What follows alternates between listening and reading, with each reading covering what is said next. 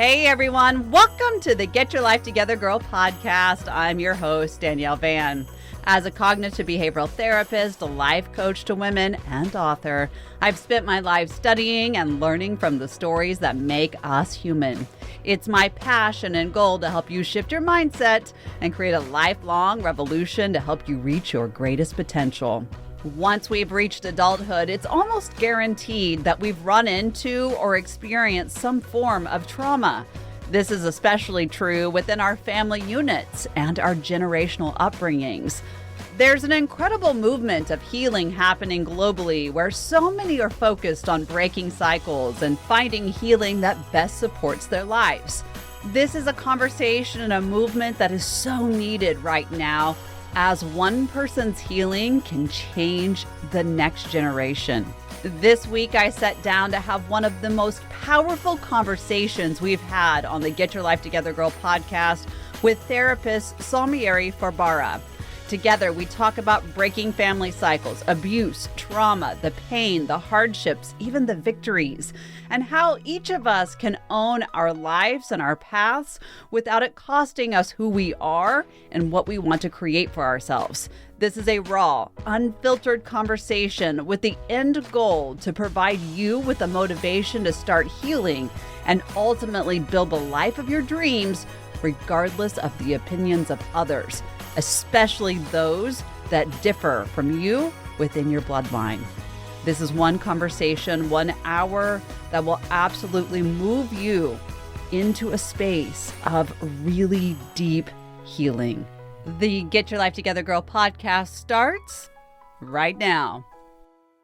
I am so thrilled to have you on today. We're talking about a big topic that so many women are becoming very aware of, and that is not only their personal trauma, but the trauma in which they came from or what has been passed down. So introduce yourself, tell us a little bit about who you are, and then maybe a little bit of your story if you're willing to share. Oh, absolutely. Always willing to share. So thank you so much for having me on. I'm very grateful for that. So I'm Somiari Fubara, and I am originally Nigerian, what that essentially means, born and raised and grew up. But I came to America quite young, but have gone back and forth, and most of my family still lives in Nigeria. I always tell people that the mental health work and trauma work found me. I was supposed to become a neurosurgeon.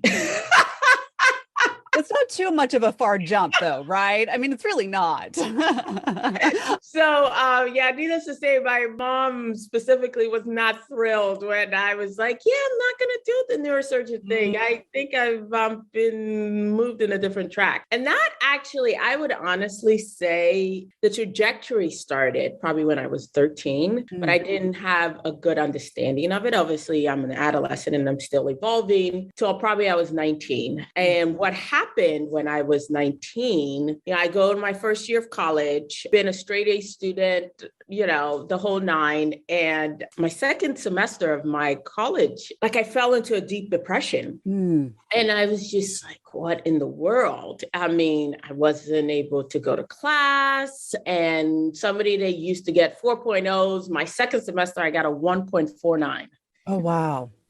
So that's how bad it was. I mean, and I can remember that time frame because it was just, and I also had to, which I've had to unlearn, but I was so much of a perfectionist. Yeah. So it was just like, what the heck is going on with you? Just snap out of it.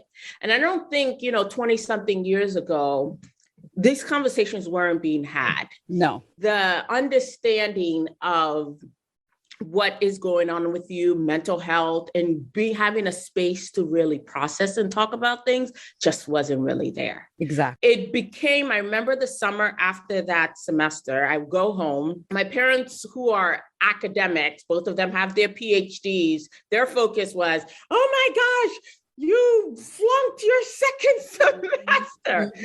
And there was a complete disregard or lack of awareness of how does someone all her life right, that has been a straight A student, first semester I had a 4.0 and this semester I had a 1.49. Being a parent now, the disconnect with trying to figure out, like, the grade is not the issue. right. What's behind it? What's behind it? Right. And so that was the summer that I think it was the summer of 1999. And I said, okay, I apparently have to do this work on my own. So my healing work started then. And what I found out that summer, and this is where it definitely ties into generational trauma, is that from the age of 5 to 7, I was molested by an uncle in Nigeria. But what I also found out is that within the family, I was not the only one with that element of trauma. Wow. That it's like I'm the fourth girl. So it had been, stemming with my mother and my grandmother and going back. And what I eventually found out that it is very normalized and accepted culture in Nigeria. And not just in Nigeria, but in a lot of different places. In many places. Yeah. Right. Many places where, and this concept of you don't put your dirty laundry out in the street. But what I would always say, even now I say it, I'm like, we're not washing the dirty laundry in private and we're not washing it in the street. You know what? That is an amazing saying. Let's just stop for a second for that, right? Like, that is so on point, where we don't have to do it out loud in the street, but we also must not do it only internally. Yes. Very much so. So that was for me when I decided, okay, I'm going to have to do this work. Yeah. And unfortunately, and one of the things that happens within family dynamics, when people are not willing to do their own healing work and haven't met themselves, it's difficult for you to have the support as you heal. What ends up happening is that there's even more triggers and there's more harm done because the word choices and the get over it and a lot of the toxic positivity ends up really hurting that individual where they don't really get to the depth of the healing that needs to happen. And so that's where it started. And I went back the next semester and I was like, psychology is what it's going to be. Isn't that amazing? I mean, we all have that past story where pain has turned into purpose or our situations have propelled us onto the path in which we were supposed to be in the first place. Correct. What I think is so interesting about what you said was the understanding, and we see it all the time, right? In the work that we do, we see people come in and say, everything is falling apart around me. All of my relationships, my family doesn't understand me. I feel extremely alone, yet they have some root cause and what's going on and help me guide a conversation or help me create a relationship. And sometimes it's not even possible, right? Because of how deep the trauma is or because they won't do their own work. Let's dive a little bit deeper into that. So I think the other part to it, before I specifically unpack that essentially, was that, fast forward, that's 1999, 2014, you have 276 of these young women that are Nigerian that get kidnapped. And of course, there's this hula about bring back our girls and everybody's holding up signs. And what occurred to me, and I said, if I know my country and I know my experience, not only do these girls now have this traumatic event of the kidnapping that just happened, they have pre-trauma and they will have post-trauma. And that propelled me into the work of being recruited to become the trauma specialist for the Chibok girls and having to go to Nigeria and work with them. And I would say that started an even deeper level for me from a healing perspective, because I knew I'd done all this work and the work is continuous. But then it became the generational aspect and it became the system and the cycles. Right. Because now I was in an environment with 120 girls that were heavily traumatized. And for me, it spanned out. It wasn't just the girls, it was the staff. It was the university community. Everywhere I went, people were looking for that ear, somebody that would not push them through the process, but for the first time would give them an opportunity to speak their truth, to be believed, valued, to be validated, and then to have an understanding of what is actually going on from a neurobiological standpoint. Because one of the other things was that, and I say this to clients all the time, you can't heal trauma through talk therapy. Right. Because trauma is held in the body. There has to be, you have to engage the whole system. So I can sit here and we can talk till we're blue in our face about every layer of the trauma and the generational aspect of it. And you're going to be like, Somi, I'm still like a mess. I still don't feel like I've made any legway. Exactly. That's so important. Let's stop there for just a moment. And that's something that a lot of people, especially as a behavioral therapist, will come in and, well, this is talk therapy. It is. But you have to put action behind it because we're storing all of that trauma inside. So if it's stored inside, what happens? We talk about a virus, right? Like this is a virus within the body, within the mind. So if we're going to get the virus out, what do we have to do? We have to exercise it out, right? Well, as far as just moving that energy, moving the trauma, it's really important that a lot of people understand. It's more than just conversation. There has to be action. Yes. The other part to all of this is that I feel that, especially within the mental health field, is that there's such a separation that is happening. Mm-hmm. You have those that are like, oh, it's a mental thing and it's just the mind. And then you have more body focused. And then you have those that are mind, body. And then there's that little piece that everybody forgets is the spiritual aspect of it. The soul. Absolutely. It has to all be three there, right? It all has to be three there. All three. And so it's interesting. And this is why I feel like this was a choosing of me. So as I've gone through my life, I went to seminary. My father, I remember, was like, have you lost your mind? Do you want to be a pastor? I said, no. I wanted to do pastoral counseling. I just felt that there was something, I don't know, there was a level of trauma that was never being dealt with. And now I have the language for it. There's a lot of religious trauma. Right. But then, 20 something years ago, I was just like, yeah, there's something there. And this is what I want to do. And then I got into that and I was like, yo, these people are bananas. This is not it. This is not it. Thank you so much. I appreciate it. I mean, it was just like, what in the world? And so then I was like, okay, I honestly said, then it was like, okay, let's focus on children and adolescents because they are saplings. They're not yet into the tree aspect where it becomes very hard to undo. And so let's work with that. Right. And then from there it was like, well, you're just focusing on just diagnosis. It's the trauma.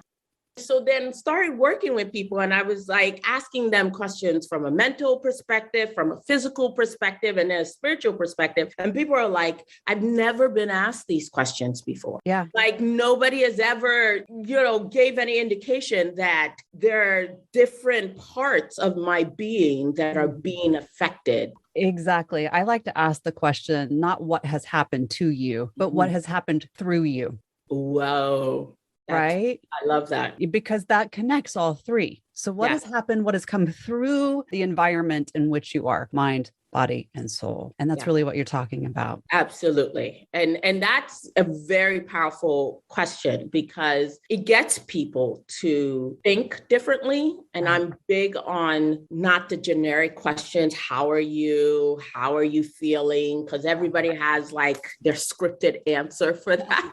Absolutely. Every time I'm good. Are you? I'm fine. I'm fine. Everything's fine. Yeah. And so I tell people, like, one of my favorite phrases is, how's your heart? It catches people off guard every time. And now I have friends and clients that use it because I'm like, it gets them to think like, how is my heart? How it's a deeper connection. It is. Yeah. It requires you to go inside a bit and really say, and to date, I haven't come across anyone that has been able to be superficial with that answer. Well, how could you? They either don't know because they haven't really checked in that regard, or they're like, it's a little unsteady. It's, or, sometimes I'll hear my heart is peaceful, but I get that genuine response, which is what I feel helps people shift more into being authentic. Right. And not having to put on and keep these masks that we wear. Right. It's the guard breaker, right? It's that barrier that we put around ourselves, which are the generic answers. If I'm fine. Yes. And if I say how I really am right now, you may judge me, or I might melt down, or this may go a different direction than what I wanted to, have happen today in session or in conversation or whatever. It's beautiful. It is the mind, body, soul connection there to say, oh, how do I feel? One of the things that I teach quite often is that self-connection to the heart and getting up in the morning and just saying, oh, good morning. I love you. Right? How are you today? And that is that heart connection. So I love that question. Those two team together. Whoa, might make somebody lose it in a session. Well, a client years ago said to me, she said, Somi, one of the reasons why I haven't been really able to say how I feel or what's going on with me a lot of times is that, again, going back to this element of generational trauma and generational spaces, it wasn't safe. It was uncomfortable. So she was like, when I was younger, my mom or my dad would ask me, how are you feeling? And I would be honest. And it would make them so uncomfortable because maybe it triggered them, or really they didn't want the vulnerability, or they couldn't handle the vulnerability. So it's like, no, let's quickly move away from that and let's quickly shift from that because I'm uncomfortable. I cannot hold that emotional space for you. Mm-hmm. I have nowhere to put what it is, your vulnerability. Right. And so she's like, I learned really quickly, socialization, conditioning, programming, whatever we want to call it, at a young age, when someone asks you, it's more likely they don't have the emotional space for your answer. Right. Or the emotional intelligence necessarily to process what is my gosh. said, right? Yes. Again, another huge one, the emotional intelligence to process that. Yes. Right. I get that all the time. And I'm just like, that's necessary. We keep talking about validating people and creating emotionally safe spaces. And I'm like, in order to be there in any dynamic, whether the family, at work, in your personal relationships, you have to be emotionally intelligent. Mm-hmm. That element has to be there. Yeah, you must understand the definition of emotion. However, it goes deeper, right? And I'd love to get your take on this. And this is something that I work so hard with people on, is that what is your definition of your emotions? And be open and willing to ask that same question of the people you're having intimate relationships with. Intimate being the friendships, that coworker that you go to, the spouse, the partner, your children. What are their definitions? Because they're going to be different. They're going to be different. Oh, that's really, really good. That's a really good perspective on it, because it is different for everybody. Mm-hmm. And it's from that space that we have conversations, we function. Right. And it's from that space we get triggered.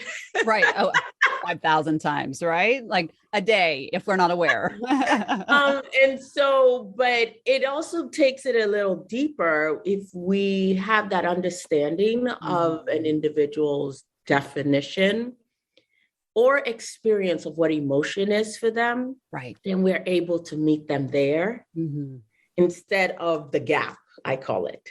Yes. Where you're here and you have your understanding and perspective, and they're here and they have their understanding and perspective. And there's this area here, and there is never a meeting point. Right. And even in the attempts to meet, they're still like, you haven't taken the time to say, what is your definition and what is your experience, and understanding from that perspective. That's huge.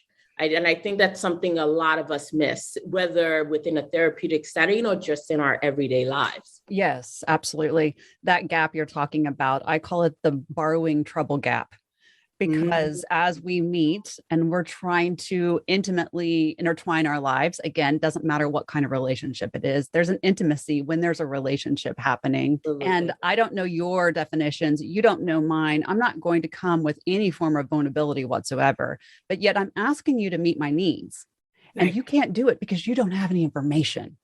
Wow. And so I immediately begin to borrow trouble, right? Oh, that's brilliant. I love it. Right? I mean, we do it every single day.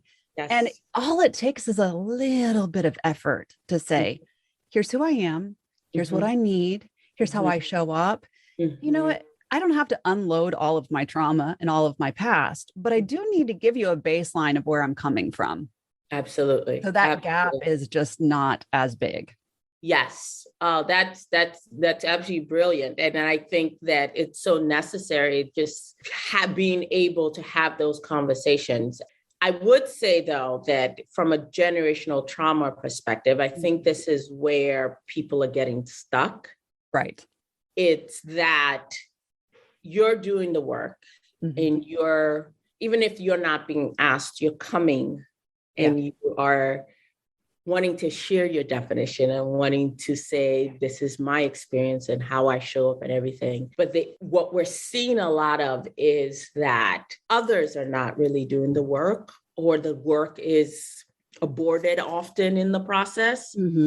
So even, especially in really intimate relationships, whether a spouse or partner, or even deep friendships, what ends up happening is just a lot of friction. Right. And because it's like this person is showing up. Right. You have one person constantly showing up. It's like, okay, I understand. And they even have the understanding of, okay, you've been through some traumatic things. I get it.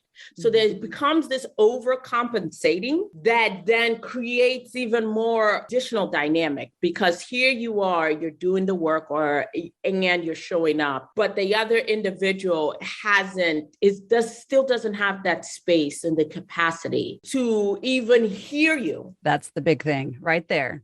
To even hear you. To hear you, let alone show up. So it's like you're saying, and you guys are, I know it was Gary Zuvak years ago when he wrote Men Are From Mars, Women Are From Venus. Yeah. I always say that it's not necessarily a Mars-Venus thing. It's a lack of comprehension. Right. Oh, that gave me chills because it's so true. Literally, I wish you could see, like, it's insane how many chills I have over me, because it's comprehension 100%, right? Like, if we're not speaking the same language, we can't be on the same page. Exactly. It's really important to go a little bit deeper with this, because I know in my personal experience, I've had some very tumultuous relationships with family members, and there's been this effort of, okay, one person's growing, one person wants this. And then you try really hard. I see it every day in session as well. We try really hard to get those people to come with us. And there's this deep resistance to it, right? Like, I don't need you to use that you language where you're pointing, you do this, you do that, you make me feel, no, not necessarily true. Correct. And then we try to get them to meet us where we are, but they haven't done any of the work to get to where we are. And like you said, a lot of times if they do start, it's aborted because it becomes too much and they're not ready.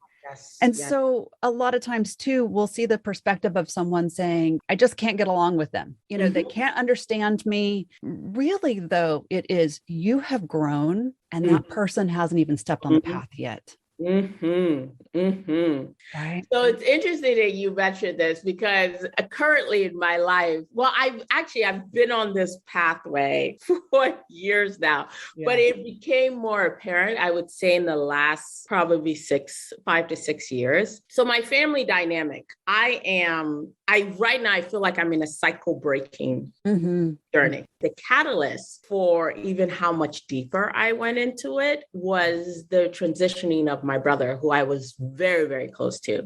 In 2020, he sent me a video saying, we are forever bonded in this life and next. That I was like, oh, okay. And so when he transitioned, I was like, okay, so now I got it then, but now I really get it. My brother had kidney cancer. December of 2021, he transitioned and he summoned me. That's the only way I can explain it, because it really was a summoning. I'm here in New York. He's in Dubai in a hospital, getting treatment. And he sends me an SOS text saying, I need your life force energy. And I remember, it's like Dubai is 9 hours ahead. So when I got the text, it was like 2 a.m. And I was like, what? What is this? What are you talking about? And my brother, has never sent me an SOS. And literally, I got that text on Tuesday. On Thursday, I was on a plane. And the only reason it was Thursday is because with COVID and everything at that time, and you had to do the PCR test and get it back. And I couldn't do it on that Tuesday. But anyhow, I was on a flight on Thursday to Dubai to be by my brother's side. And in that 10 days we spent together, which a lot of it was spent in silence, but it was a silent knowing. Right. It was just like he would wake up and he would say, okay, so today we're just going to spend most of the day in silence. And we would have music. We would do meditation. I would do aromatherapy with him. But I bring that up because after he passed, I needed a separation from my family. Sure. And gosh, when we talk about being cycle breakers or growing, that ability to set boundaries. Yes. To hold those boundaries within a system that wants to guilt trip you and make you feel like you think you are better than everybody and how dare you and all this other stuff. And oh my gosh, I had friends calling me all these different things like, Somi, just do it. And I said, no, it is not beneficial to my mental health, my emotional health, my spiritual health, or my physical health. And that is a hard thing, especially within family systems,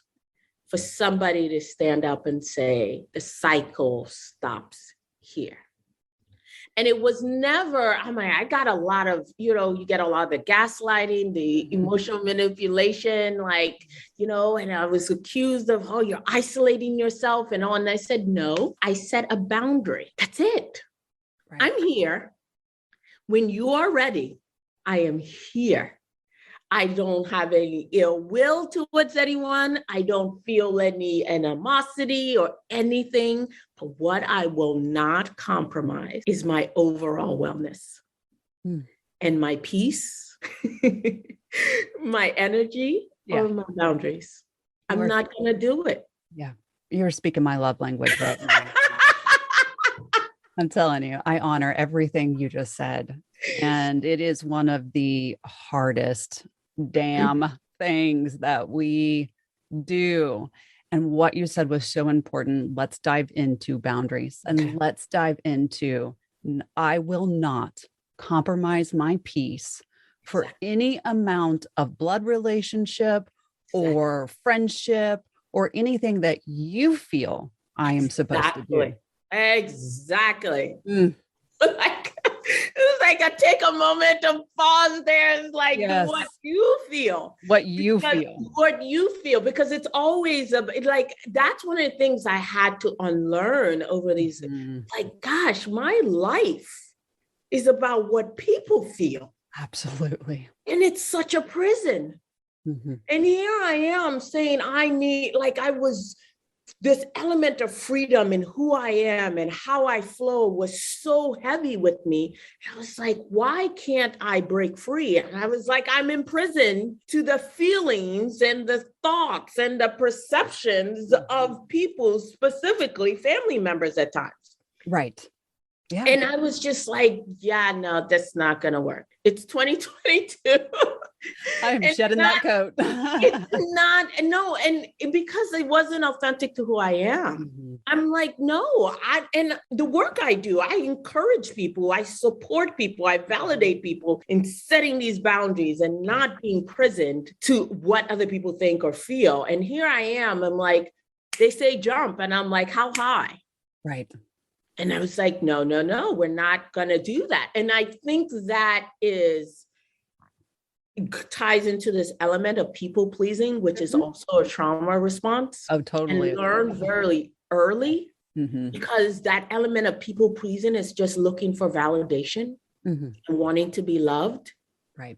So I have a 7-year-old, and my greatest gift to him, or one of my greatest gifts to him, is the freedom to tell me no. Yes. And to speak what he feels, how he feels, and for me to explore, to understand where he's coming from. Right. Because that wasn't afforded to me. Oh, no, me either. Yeah. No, it's like your parents said no, and you said, okay. Yeah, I'll be a good girl now. I'll be a good girl. Yeah, because I'll that's be a what good you girl. want from me. And Yeah. I'm going to please you because I want your love. And I don't want you to retract your love. And I don't want to feel that sense of abandonment or rejection. And isn't it interesting that when we set the boundary lines, there's a couple things that came up just now, but isn't it really interesting when we set boundaries that when we were children or as we're coming into our adulthood and we're still saying yes, and we set the boundary that to them is the no that they've been waiting for their whole lives. And so in the way that we would receive punishment for not doing what we were told to do, now we're being punished for doing what works for us. Yes. It's so difficult for people to understand, right? They're like, but they're doing this. I'm like, it's the same pattern. This is what's been established your whole life. Yes. Look at the pattern, right? It's just in a different format at this point. Yes. One of the other things that you said, and we're talking about cycle breaking, which is so huge. I know I've spent my life doing the same. So many people that we work with are in that throes of change and seeking, like, how do I do this and keep my mental health? And because it's hard, it will take you down if you let it as well, right? Oh, yeah. Yeah.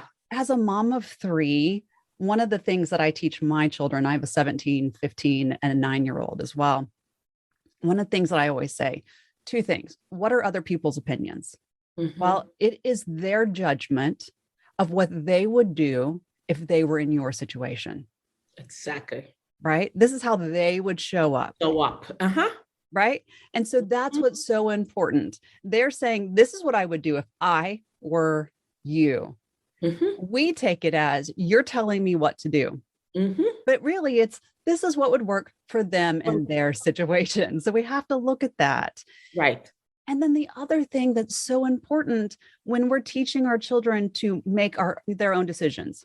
Yes. To show up as they should and what works for them, right? Within respect and, personal boundaries and all of those things too. I always ask, and I ask my clients this too, do you want me to give you answers and help you with a solution? Mm-hmm. Or do you just want me to listen?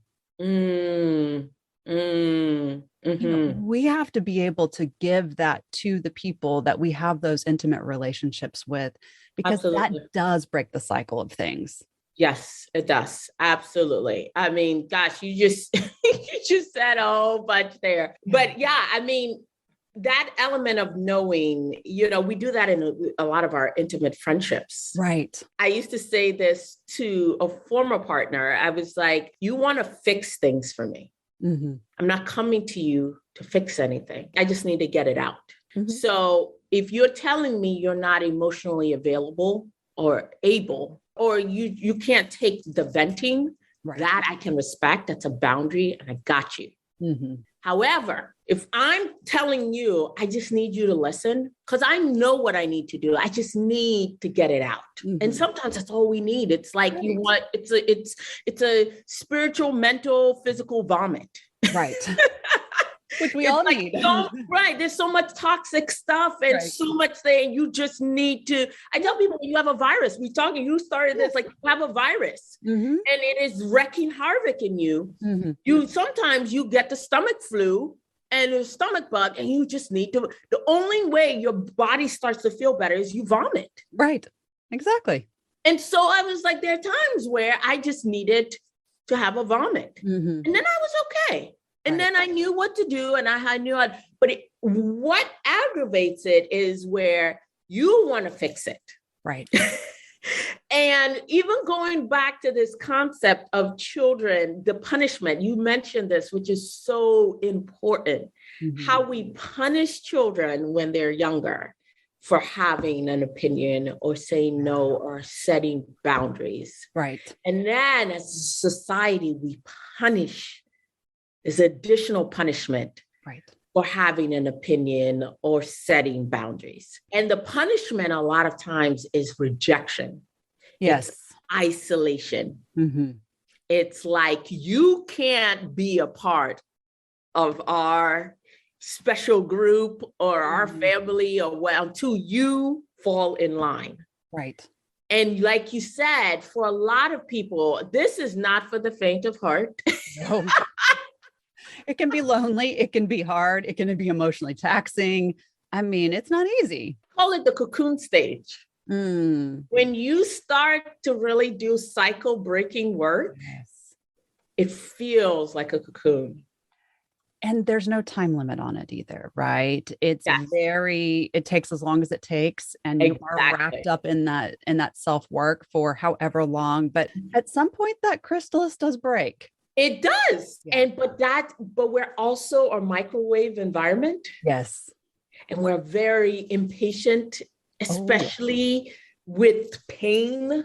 Mm-hmm. You know, you being as a mother, I don't know how you had your children, but I had no medication. I had a home birth. And you're a rock star. Look at that. No, ma'am.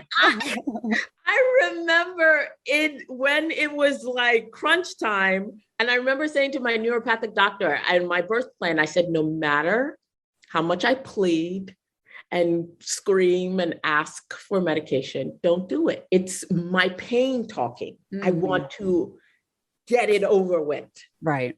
As quickly as possible. I want it to come out. I want the beautiful birth. I want the chrysalis to break. I want to be this butterfly as quick as possible. Mm-hmm. And in that process, though, it was excruciating. It was. But when I look at the work we do from a healing perspective, it's not glorious. No. It doesn't feel good. You sometimes feel like you are completely losing your mind. Yes. And it's not a straight line either. And it's not a straight line. Not a linear process by any means. And this is what so many people think. And this is why it gets stopped, right? Is that we begin to do this hard work and we're like, oh, I had a breakthrough. I feel so good. Oh my gosh, I want to keep in this feeling. And then life, bam. And you go, shit. Okay. Now what? Right. And we start reverting back to the old patterns because that's the way our mind is wired. And we begin to look for what is comfort for us or the patterns in which we stayed in forever. Yeah. And then we go, never mind. This is too hard. I loved that feeling, but I hate this more. Yeah. And that pain is too much to sit in. Yeah. Oh, completely. And that element of comfort, you know, I think the famous phrase is nothing grows in your comfort zone. You don't. Right. And that element. And I'm like, but one of the things that I also think is important is that for people that have gone through, especially complex trauma, right, you can't take away their comfort without replacing it. That is such a big point right there. Oh, because you're like, oh, you can't grow in your comfort. So strip this. And I'm like, don't burn it down. Don't burn it all down. No. Yeah. It's a process. It's a slow burn. And you know, I have a client right now, whenever she wants to go there and I say, I will sit with you in the darkness. And tell her that I don't know. I had another client that is a sexual assault survivor. And she was so shocked. I was like, we don't have to talk. Cry it out, whatever your body needs to release. And I'm going to sit here with you. Right. In that silence, in that pain, in the darkness, in the cocoon, on the ground, whatever it is. Because that's in that element of wanting them to shift through getting out that comfort that is not helping them, you have to replace a comfort. You have to help them co-regulate. Yes, that's so huge, right? Because we talk about co-regulation, we're talking about the nervous system, we're talking about all of that energy moving through the body, the brain's natural default, all of these things, right? Which is really deep and, you know, probably a 5-hour podcast, but, but, you know, what is so important is what you said, I'm going to sit with you in the darkness. And that is not only self-directed, but it's also directed by someone who is skilled to help you through that. And so don't try to go at that alone. You know, that's the reason why I started this podcast to begin with, is because there aren't resources for every single person out there. Mm-hmm. And that sitting in this and understanding, one, you're not alone. You're not the only person who's doing this. Mm-hmm. Two, what's happened through you is more important right now as you are growing through this process than anything else. Right? Because if it is wrecking everything that's happening within you and around you, that is your focus point. Exactly. It's going to be okay. You will move through this. Yes. Always. But here's the thing though, and then this is what I found this out earlier on, 20 plus years ago, but definitely now with a lot of my clients, we are relational beings. That sense of community, and especially being a Nigerian woman, but also I think it spans globally. I grew up in a community. Right. Community becomes your safety, becomes it's a necessary part because we are meant to be in connection, that interconnectedness. And I think what gets hard for a lot of people in either cycle breaking or setting boundaries or moving through this healing, especially if it's very layered and generational, right, is that comfort of relation. Yeah. Of these. So it's like these relationships that where your lifeline are, you're essentially, they're like, you're telling me to cut these things off. And so actually this week I said to one of my clients, and I said, sometimes we think boundaries are walls. Right. That's not a boundary. Right. Because, and then I used the analogy, I said, think about it. If you build a wall, to get through that wall, there's going to be a lot of wreckage, and it's going to be damaging for that individual as well as for you. Right. And I said, that's not what this is about. It's not about going and building a whole bunch of walls and isolating yourself. I said, and sometimes the boundary could be a fence with a gate. Right. Saying, hey, when you have an understanding of who I am, and you're ready to meet me where I am, there's a little gate. I will even give you the combination or the key, and you can open it and you can come on in. And then there are times where there is no gate and the fence is really high, but you can still see in. And I said, having that understanding, and there are times, and especially from a narcissistic element, which is a whole other thing, I'm like, there are times when it's just done. Right. Because the deep wounding from that individual is going to damage you in such emotional and spiritual ways that it's not worth it. Right. You just need to have no contact. Those are relationships where you're like, I don't know if you've been watching or reading about this dynamic between Johnny Depp and Amber Heard. Yes. It's wow. That's all I can say is wow. Well, first and foremost, let's have a conversation quickly. A side note is that ladies, you can be just as narcissistic and abusive as a man, and it is not okay for you to show up in any relationship like that. We have this idea that men are the only ones that are perpetrators in our society. No. No, that's a false, again, it's the re-socialization. It's like, only men can be violent domestically and, all these other different things. Like, no, you have narcissistic women, you have narcissistic men, you have narcissistic children. Right. Exactly. They group where, whatever the wounding was, and then they become narcissistic, adults. So good point to point that out, because it's not a one-sided thing. So even with this Johnny Depp dynamic, which one of the things that really hits my heart is we're desensitized to trauma, abuse, toxicity. Yeah. It's in everything. It's in everything. I'm like, the stuff they're talking about has been happening for years. These people started dating in like 2002. Right. And there were people that were witnessing these things. And granted, they're saying she had trauma in her childhood and he had trauma. And then I was like, well, but that's our issue. We are witnessing children in traumatic situations, and everybody is like tunnel vision.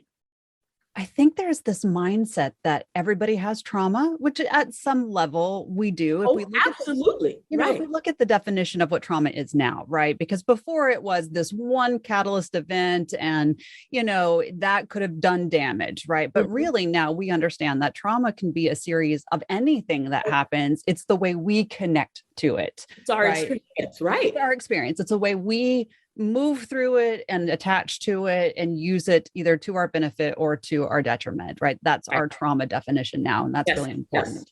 But I think that there's this understanding globally, which is a wrong understanding that everybody has trauma. And so we just have to use it to our benefit. And Exactly. it's okay, right? They'll be fine. That'll be fine. Mhm. Some people are not fine. And Most people are not. right? Right? It takes a lot of self-awareness to know this is not working for me and I have to do something about this. And this is the environment of trauma that I lived in or experienced or moved through me.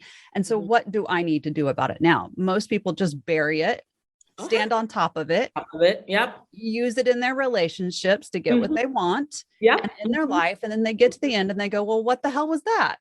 Right? Like, it's like, what are we going to do about all of this? Yes, everybody has some level of trauma. Yes. We cannot continue to excuse trauma. We cannot. We can't ignore. I mean, it's showing up in our world. It's showing up at jobs. It's showing up in relationships. It's showing up in world events. Right. Everywhere. I mean, we are still in one of the most global traumatic event, Absolutely. COVID. I live in New York. I walk through the streets. I see the traumas. Yeah. In the little kids, in the grownups. I mean, my son and I have conversations all the time. We see an individual that's acting off, and I have to explain to them. I said, nobody has given them what they needed. The tools. They're invisible. Right. And that's what a lot of people are moving through life, invisible.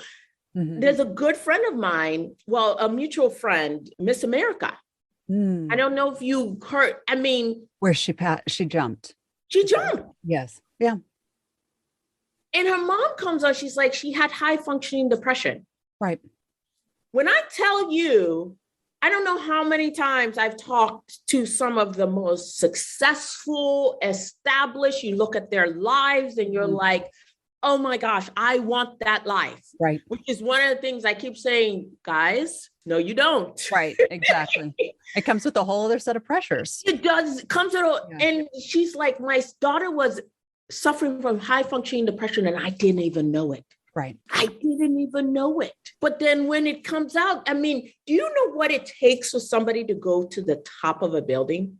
There has to be such extreme emotional disconnection, first and foremost. And then also that mentally there is no way else out. There's no way out. Yeah. And then there's also a third layer of what will people think? Exactly. If we were to talk about this for just a moment, because this is a part of cycle breaking as well. This is very important in all of this.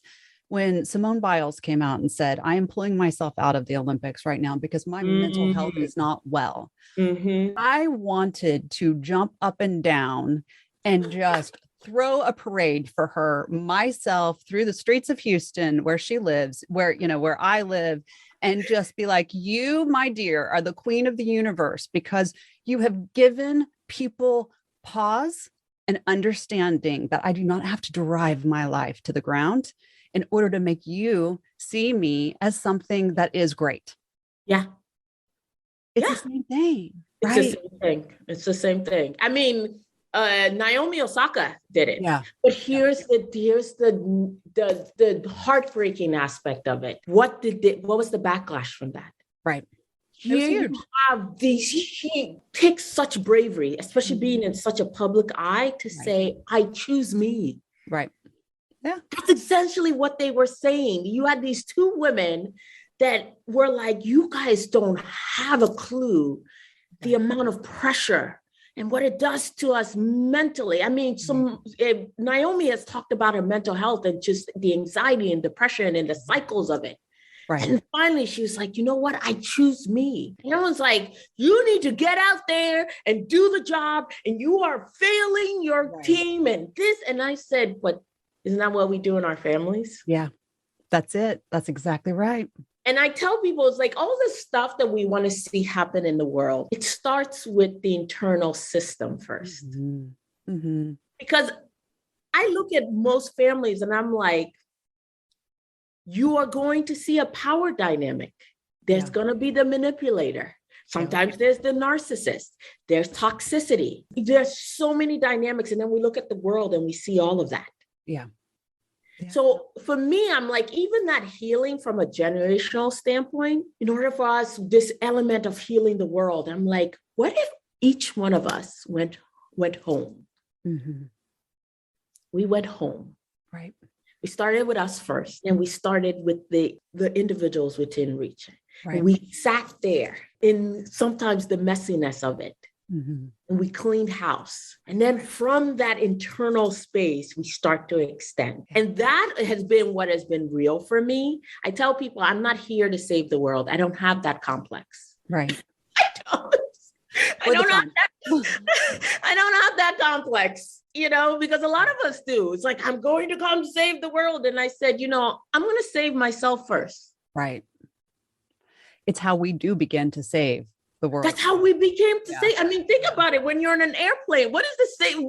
We say it all the time. Right. They don't say, take out the oxygen mask and put it on your child or the person next to you. Right. They say, take down the oxygen mask and put it on yourself first. Right. Then you are in a better position to help whoever is next to you. Yes. Yeah. But most of us, even within this mental health field and this work we do, we are suffocating mm-hmm. and doing healing work or helping others. And I'm just like, you first. Yes, always. We're not taught the self-care. When I was going through my master's program. You're not taught this. No. You're not taught it. It's not part of the curriculum. Maybe now, I don't know. But then 20 some years ago, I was like, nobody ever said you first. I think the first time I ever heard of overcare, right, which was trying to save everybody around us, was like 2 years ago, where somebody said, are you participating in overcare? And I was like, oh, am I? What are you talking about? And like, I don't know. Well, are you thinking about the people that you're serving all the time? Oh, yeah. Yeah. Are you thinking about solutions for them? Yeah. Are you putting them above yourself? Oh God. Okay. And so it's like, this is overcare, right? Where they are much more predominant in what you are trying to do versus taking care of the self. Mm-hmm. That doesn't just apply to the people who are doing the healing work. This applies to every one of us. Are you overcaring, which then really shifts to that word that we're so used to, which is people pleasing. Yeah. And the compassion fatigue and the burnout. Yes. Yeah. It's all intertwined, because when you're over caring mm-hmm. and you're giving and giving and giving. And I just like, your cup never is up filled. Right. Sometimes you're dealing with drops, but you're invigorated. So I remember when someone said, wow, but look at all the good work I'm doing. And I said, but then you go to bed at night and you have insomnia. Right. You have no connection. And you're talking about pains throughout your body. Mm-hmm. So I don't care how much good work you're doing. Right. I'm not saying not do the good work, but I'm just like, do the good work for yourself first. Right. So that the work you're doing can even be greater. I think what's so interesting too, is that a lot of us begin this journey, and especially, the women that listen to this podcast, they're on the path, right? Or they've been through the path, and we're trying to regulate the daily situations, and we're trying to stay in a good mental, physical, emotional, mind, body, soul place. And things shift. And then we think, I'm never going to get back to point A that I was at, where everything feels really good. Mm-hmm. And we let the new relationships in, we let the old relationships back in, try to test them out. Mm-hmm. And then we feel like we have to go back to point A. Mm-hmm. What do you think about that? Right. What do I think? What do I think about that?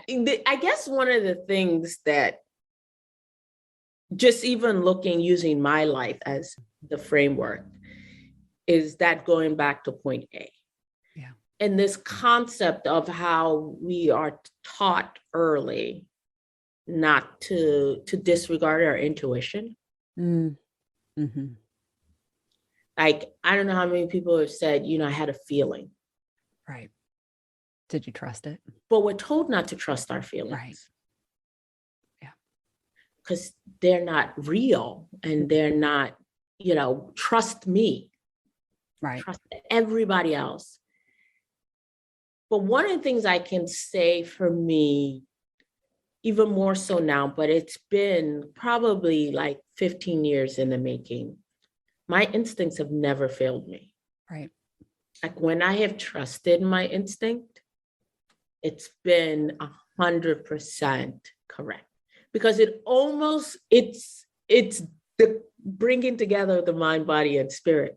Absolutely.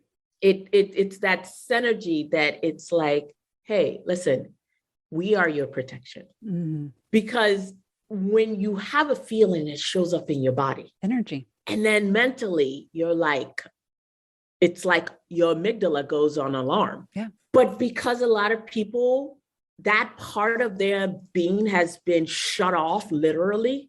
Right. It's been deactivated. You think about, I don't know how many sexual assault survivors I've worked with over the years, and the common phrase, something didn't feel right. Yeah. Or I had a feeling. Yeah. I've heard it too. So many times. So many times. And I'm like, so I have to start there. I'm like, you know what? We have to reactivate. And that element of that feeling or the intuition is a lack of trust in self. Yes. You didn't arrive here by yourself. Mm-hmm. Someone convinced you, especially sometimes someone that was trying to groom you, not to trust yourself. And that's where the gaslighting starts very early. It's like, your reality is not real. Listen to me. So for me, a lot of times that when I know I'm going back, I'm like, now more so, I'm like, I literally take the pause. And I say to myself, connect, feel, and trust. Yeah. And here's the thing though, and I say this all the time, whether to myself, to my son, or anybody will listen. I said, if I trust my instinct and maybe it just does, it's wrong this time, I've learned. Right. Yeah. But to take that risk of not trusting it and then creating a situation that is going to be even more damaging, I can't take that risk anymore. That's not a risk I'm willing to take. The risk of, I'm going to trust you. Mm-hmm. How in this moment, because again, we trust when, if there's a lion coming. Right. Yeah. And our body is like, we trust that. What's the difference? Because we've been taught not to. Yeah. I mean, it's like energy. It's like, my son at 15 months old, there's a guy walked into a store and he stopped. He literally just froze. And if I was a different kind of mother, I would have pushed him to engage with this man because this man was trying to engage him. Right. Very purposefully. He was very persistent, coming down to his level. Hey, buddy. And my son froze. He would not move from this spot. And I looked at that and I politely asked the man, I said, could you step back, please? Right. He stood in that position until the man left the store. Wow. He couldn't articulate to me verbally. Right. I felt something. It didn't feel right. And I didn't want to engage. And as a mother, I respected his feeling, his intuition, and his boundaries. Because how many times do we say consent, and then we violate, we train children to disregard that. And that goes for everything, the mental, the emotional, the physical, right? Consent And we have to listen. We have to listen. We have and to. we have to pay attention. I mean, you have a kid that is like, every time you go around a family member, they start shaking, standing close to you. Or they're like, oh, I want to go. And we're like, no, this is grandma, this is uncle, they're fine. Go give them a hug. And I'm like, we have to pay attention. We really do, because our bodies are constantly speaking to us. Our emotions are constantly speaking to us, and our intuition is constantly speaking to us. Right. I always say, did you take your own hand? And that is such a powerful thought, right? Like if I'm reaching out for help or I'm reaching out for something and I think that somebody else is going to solve this for me and they don't have the power or wherewithal to do so. Did I take my own hand? Did I listen to what I needed, to what I wanted, what I desired, to all of the pieces and elements that were happening within? And if the answer is no, then I didn't take my own hand. So I didn't guide my path as I was supposed to. Yeah, but I think that element, I mean, it was just such a powerful thing about just taking your own hand. But one of the things I've started to realize is people are like, well, Somi, I don't even know what that looks like. Where my hand is. I don't even know where my hand is. Yeah. So I can't take something. I can't move. I can't do some of these things. I don't even know where to begin. I had a client, like clinicians, we always say, how does it feel in your body? Right. Connect with your body. And one day a client said to me, Somi, I don't know what that means. Right. I don't know what you're talking about. I hear what you're saying. I know, I get the explanation. But it doesn't resonate. It doesn't resonate. Right. And what it came to is that there'd been such years of generational hatred to its body, starting with her grandmother, her mother, down to her, that she's like, I don't think I've ever liked my body. So why would I want to come into my body and feel my body in a space that is not safe for me?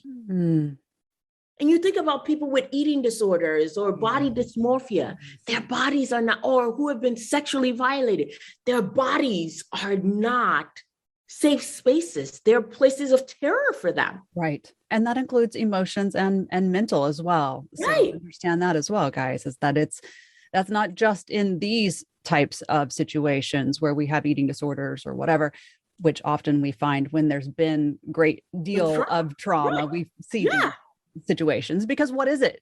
We're trying to get things out, right? And so we're using our emotions and our mental situations against ourselves. Yes, very much so. Yeah. Yeah. And I understand that, I don't even know where my hand is. And that goes back to the idea of what is happening within the intuition.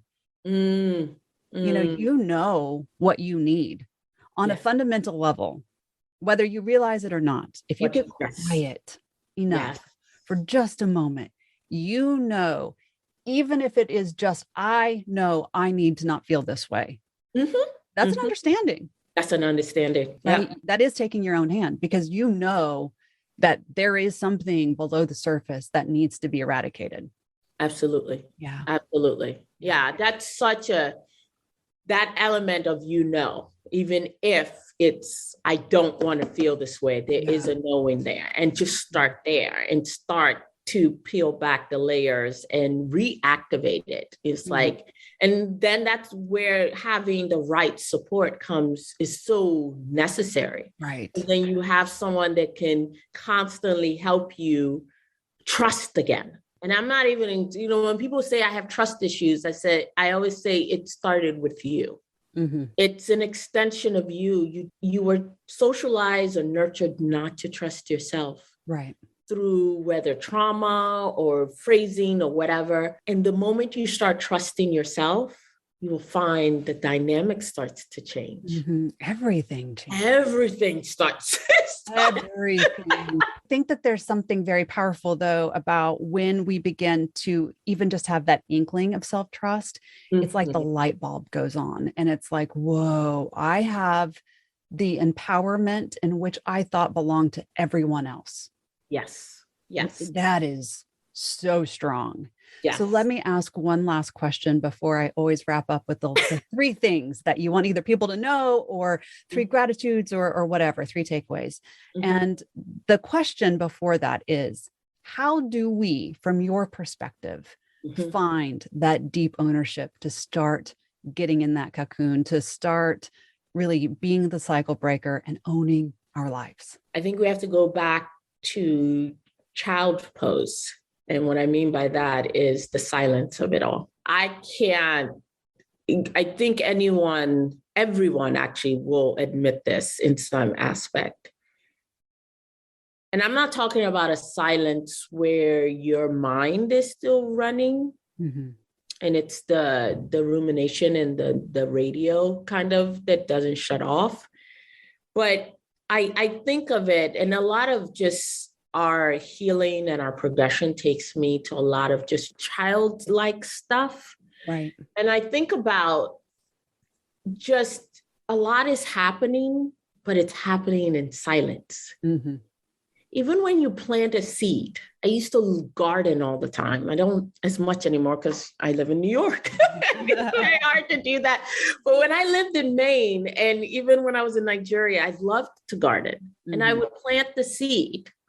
And on the surface, it looks like nothing is happening. And it's very quiet. And it's literally it's in darkness. Mm-hmm. And it's in silence. Right. And then you come back a week or two later and you're watering and it's getting enough sunlight and everything. And then you see this sprouting. And that's when you see the evidence. Yeah. So for me, it's so important to help people to befriend the silence again, mm-hmm. Mm-hmm. to accept it, to welcome it, right, and not think of it as this thing that is going to destabilize your life. Right. I always say the answers are in the silence, but you have to be quiet enough to hear them.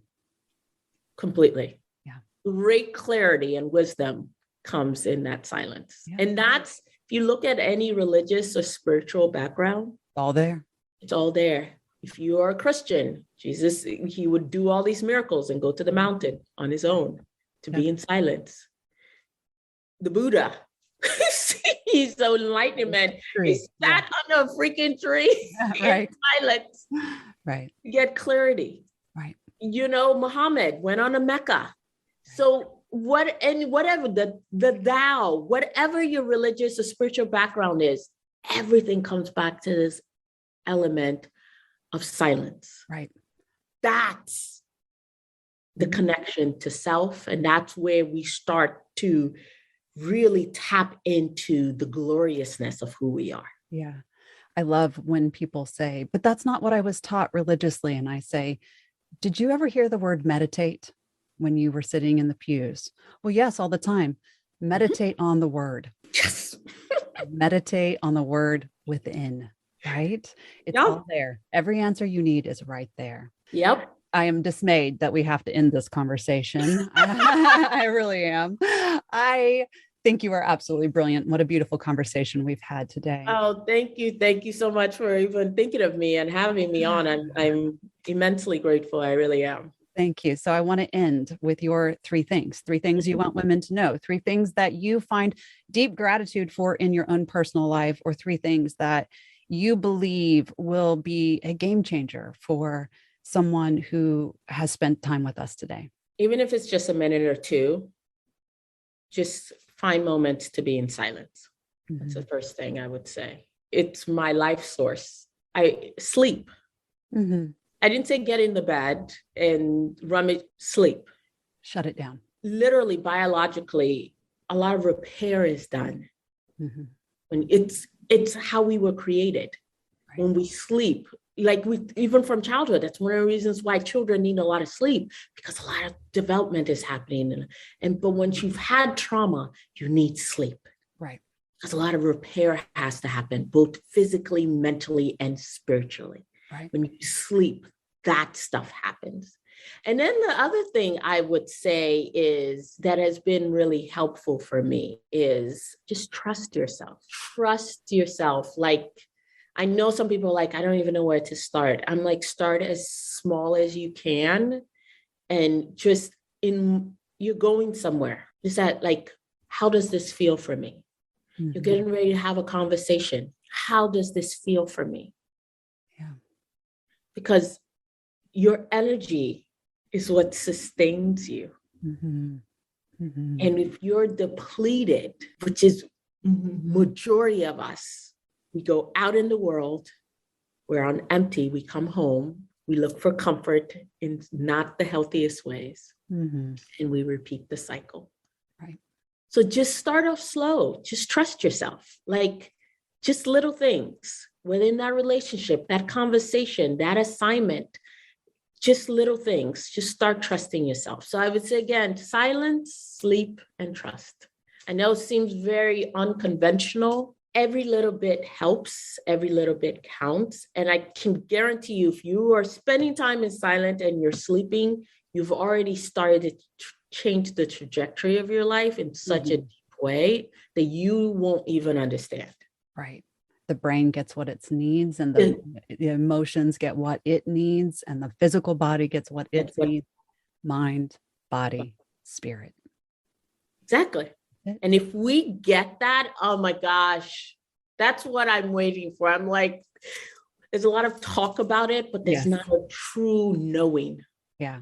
People are not living it. I think there's a mindfulness that's moving behind it, where people realize that this is not sustainable. Yes. We're not all there yet. But because it's a journey. Right. I think there's so many people who are working towards that. So I love your 3. Again, I can't thank you enough for your time, your energy, the conversation, and the brilliance in which you helped all of us kind of unravel today. I appreciate it. Thank you so much. Thank you. Thank you. And continue to just blessings on the work you're doing and just the impact. It's all necessary. All necessary. You too. Thank you so much. I leave this conversation with such deep gratitude. Until we do the hard work, until we stop the cycles of abuse, pain, and trauma, we will never get into a place of full healing. Without doing so, we can never arrive and meet our spiritual, mental, and emotional reasons for being. Again, as we said, it's all 3, mind, body, and soul. It is time for each of us to go into that silence that we discussed and find ourselves, as what we do impacts everything beyond us. If you would like to deep dive and continue to learn from Somiari Fubara, you can follow her on Instagram. Be sure to check the show notes so that you can find that link and information. I hope you've enjoyed this episode. Be sure to tune in each Tuesday and Thursday when a new episode of the Get Your Life Together Girl podcast is released. If you're looking for daily inspiration, please join the growing community at Get Your Life Together Girl on Instagram, Facebook, or TikTok. And visit Get Your Life Together Girl for additional videos, blogs, and upcoming events. Thank you for listening and being a valuable part of this community. I hope that you will spread the message so that we can serve others who are in need. Until next time, be kind to yourself and others.